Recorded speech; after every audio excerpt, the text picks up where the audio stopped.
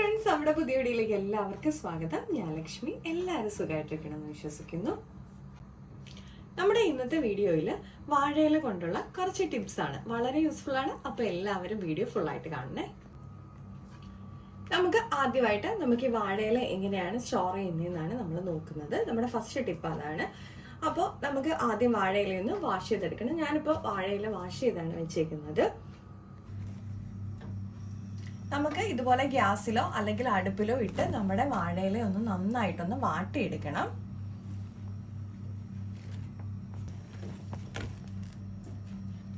നമുക്ക് വാഴയില ഉപയോഗിക്കും പോലെ തന്നെ ഉപയോഗിക്കാൻ പറ്റിയതാണ്. താമര ഇല ഇതുപോലെ തന്നെ വാട്ടി സൂക്ഷിക്കാൻ പറ്റും.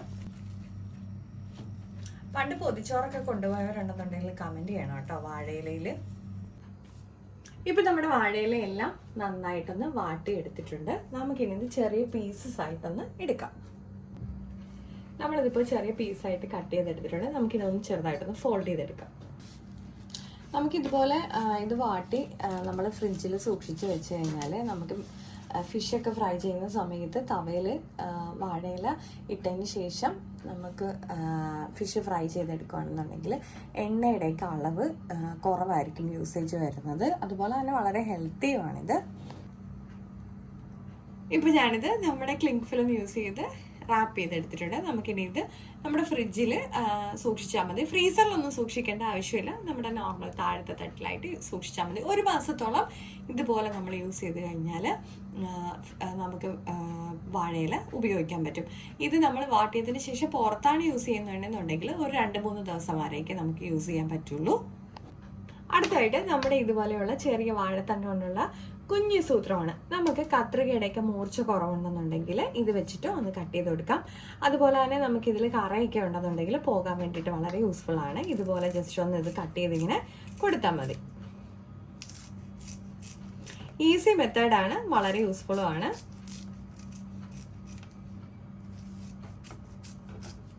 ഇതുപോലെ നമുക്കൊന്ന് കട്ട് ചെയ്ത് കൊടുത്താൽ മതി.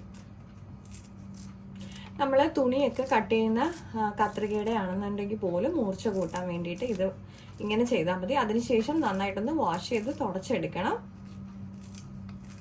ഇത്രയുള്ള കാര്യം. നമ്മുടെ അടുത്ത ടിപ്പ് കറിവേപ്പില എങ്ങനെ ഫ്രഷ് ആയിട്ട് സൂക്ഷിക്കാം എന്നാണ്. അപ്പോൾ നമ്മുടെ വാഴയിലയിൽ തന്നെ നമുക്ക് സ്റ്റോർ ചെയ്ത് വെക്കാൻ പറ്റും. ഇതിപ്പോൾ ഞാൻ വാഷ് ചെയ്ത് ഓൾറെഡി ഉണക്കി ഫ്രിഡ്ജിൽ വെച്ചിരുന്ന വേപ്പിലയാണ്. അപ്പോൾ അതിനുശേഷം നമുക്ക് ഇതുപോലെയുള്ള നമ്മുടെ വാഴയിലയിലേക്ക് ജസ്റ്റ് ഒന്ന് ഫോൾഡ് ചെയ്ത് കൊടുക്കാം.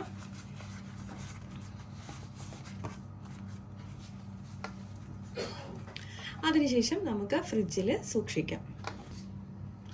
അടുത്ത ടിപ്പ് തക്കാളി എങ്ങനെ സൂക്ഷിക്കാമെന്നാണ്. നമ്മൾ എങ്ങനെ വെച്ചാലും തക്കാളി പെട്ടെന്ന് കേടായി പോകുന്ന ഒരു ഐറ്റമാണ്. അപ്പോൾ അതിനുള്ളൊരു കുഞ്ഞു ടിപ്പാണ്.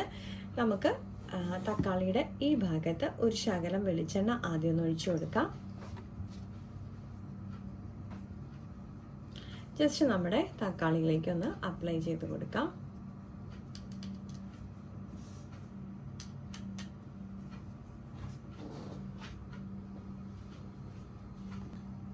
നമുക്കിത് ഇതുപോലെ തന്നെ ഫ്രിഡ്ജിൽ സ്റ്റോർ ചെയ്യാം. അല്ലെങ്കിൽ നമ്മുടെ കയ്യിൽ വാഴയില ഉള്ള സമയത്താണെന്നുണ്ടെങ്കിൽ നമുക്കിത് ജസ്റ്റ് ഇതുപോലെ ഒന്ന് അപ്ലൈ ചെയ്യുക. അതിനുശേഷം നമുക്ക് നമ്മുടെ വാഴയിലയിലൊന്ന് പൊതിഞ്ഞു കൊടുക്കാം. ഇതുപോലെ നമുക്ക് സൂക്ഷിച്ചാലും നമ്മുടെ തക്കാളി നല്ല ഫ്രഷ് ആയിട്ട് സൂക്ഷിക്കാൻ പറ്റും. നമ്മുടെ അടുത്ത ടിപ്പ് ഒരു സിമ്പിൾ ടിപ്പാണ്. നമ്മൾ വെളിച്ചെണ്ണ സ്റ്റോർ ചെയ്യാനായിട്ട് നോർമലി ചെയ്യുന്നത് കല്ലുപ്പോ അല്ലെങ്കിൽ കുരുമുളകോ ഒക്കെ ഇട്ട് വെക്കുകയാണ്. അപ്പോൾ അതിന് പകരം നമുക്ക് ഇതുപോലെയുള്ള ഒരു വാഴയിലയുടെ പീസ് ഇട്ട് വെച്ചാലും നമ്മുടെ വെളിച്ചെണ്ണ കേടാകാതെ സൂക്ഷിക്കാൻ പറ്റും. നമ്മുടെ അടുത്ത ടിപ്പിനായിട്ട് നമുക്ക് കുറച്ച് വാഴയില ഇതുപോലെ ഒന്ന് മിക്സഡ് ജാറിലേക്ക് ഇട്ട് കൊടുക്കാം. ഇതിലേക്ക് ലേശം തേങ്ങാവെള്ളം ഒഴിച്ചു കൊടുക്കാം. നമുക്കിനി ഇതൊന്ന് അടിച്ചെടുക്കാം. ഞാനിതിപ്പോൾ അടിച്ചെടുത്തിട്ടുണ്ട്. നമുക്കിനി ഇതിൻ്റെ ജ്യൂസ് മാത്രമായിട്ടൊന്ന് പിഴിഞ്ഞെടുക്കാം.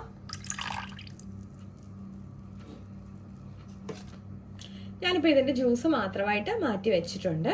നമുക്കിനി ഇത് നമ്മുടെ ചൂടുകുരു ഉള്ള ഭാഗത്തൊക്കെ അപ്ലൈ ചെയ്ത് കൊടുക്കുന്നത് വളരെയധികം യൂസ്ഫുൾ ആണ്. അതുപോലെ തന്നെ സൺബേൺ കാരണമുള്ള കറുത്ത പാടുകൾ, മുഖക്കുരുവിൻ്റെ കറുത്ത പാടുകൾ, അതുപോലെ തന്നെ നമ്മുടെ ചൂടുകുരുവിൻ്റെ ടെൻഡൻസി ഉള്ള ആൾക്കാർ, അതായത് അതിൻ്റെ ഒരു ചൊറിച്ചിലോ അങ്ങനെയൊക്കെ ഉള്ളവർക്കും ഇത് നമുക്ക് ആ ഭാഗങ്ങളിൽ അപ്ലൈ ചെയ്ത് കൊടുക്കുന്നത് വളരെയധികം യൂസ്ഫുൾ ആയിട്ടുള്ള കാര്യമാണ്. നമുക്കിനി വാഴയില കൊണ്ട് ഒന്ന് സ്കിന്ന് തിളക്കിയാലോ? അപ്പോൾ അതിനായിട്ട് നമുക്ക് നമ്മുടെ വാഴയിലേക്ക് ജസ്റ്റ് ഒരു ഐസ് ക്യൂബ് ഇതുപോലെ ഒന്ന് റബ്ബ് ചെയ്ത് കൊടുക്കാം. അതിനുശേഷം നമ്മുടെ ഈ ഭാഗം കൊണ്ടിട്ട് നമ്മുടെ സ്കിന്നിൽ നന്നായിട്ട് ഉരസി കൊടുക്കാം. അത് നമ്മുടെ മുഖത്തോ കയ്യിലോ കഴുത്തിലോ ഒക്കെ നമുക്കിതുപോലെ ചെയ്യാൻ പറ്റും. നമ്മുടെ സ്കിന്നിന് നാച്ചുറലി ഒരു തിളക്കം ഉണ്ടാവാൻ വേണ്ടിയിട്ട് ഇത് വളരെ യൂസ്ഫുൾ ആണ്. ഐസ് ക്യൂബ് ഒരിക്കലും ഡയറക്റ്റ്ലി സ്കിന്നിൽ യൂസ് ചെയ്യരുത്. അപ്പോൾ അതിന് പകരമായിട്ട് നമുക്ക് ഇതുപോലെ യൂസ് ചെയ്യാൻ പറ്റും. നമ്മുടെ അടുത്ത വീഡിയോ നമ്മുടെ ജോയിൻസിലൊക്കെ ഉണ്ടാവുന്ന വേദനകൾ മാറാനുള്ള ഒരു കുഞ്ഞു ടിപ്പാണ്. അപ്പോൾ അതിനായിട്ട് നമ്മുടെ വാഴയില ജസ്റ്റ് ഒന്ന് ചൂടാക്കിയെടുക്കാം. നമ്മൾ ഈ ചൂടാക്കിയ ഭാഗത്തേക്ക് നമ്മൾക്ക് ഏത് എണ്ണയാണോ നമ്മൾ വേദനയ്ക്ക് ഉപയോഗിക്കുന്നത്, അതായത് നമ്മുടെ പെയിൻ കില്ലറായിട്ട് യൂസ് ചെയ്യുന്ന ഏത് എണ്ണയാണോ അത് ജസ്റ്റ് ഒന്ന് അപ്ലൈ ചെയ്ത് കൊടുക്കാം.